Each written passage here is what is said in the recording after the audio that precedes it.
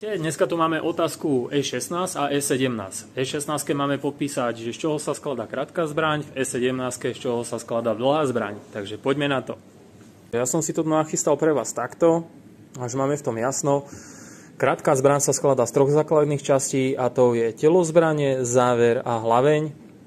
Ak chceme popísať ostatné časti, tak na tele zbrane nájdeme ešte túto časť, kde sú vymeniteľné chrbty, máme tu lúčik, je tu spúšť, poistka, bicie kladivo, z druhej strany máme výpust zásobníka, potom je tu zásobník, ten sa skladá z podávača, vnútri je pružina a dno zásobníka, ďalej je tu záchyt záveru, hlaveň, vratná pružina, samotný záver, tu je vyťahovač, dajme tomu cielnik, mieridla.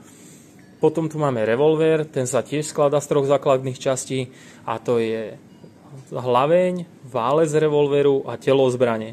Ďalej, ak to chceme rozvinúť, je tu lúčik, spúšť, bicie kladivo, pažbičky. Takže tých vecí je neúrekom, čo vieme popísať, ale toto vám bude stačiť. Pri dlhých zbraniach sú tiež tri základné časti, a to je záver, to je táto pohyblivá časť, púzdro záveru, tá je odtiaľto potiaľ, to je vlastne ten priestor, v ktorom sa nám ten záver hýbe. A ďalej tu máme hlaveň. To sú tri základné očíslované časti pri dlhých zbraniach. Ďalej to vieme tiež rozvinúť, že máme tu zásobník, je tu samotný záver, zamykacie ozhuby, úderník, vyhadzovač, vyťahovač. Potom tu máme lúčik, spúšť, poistku.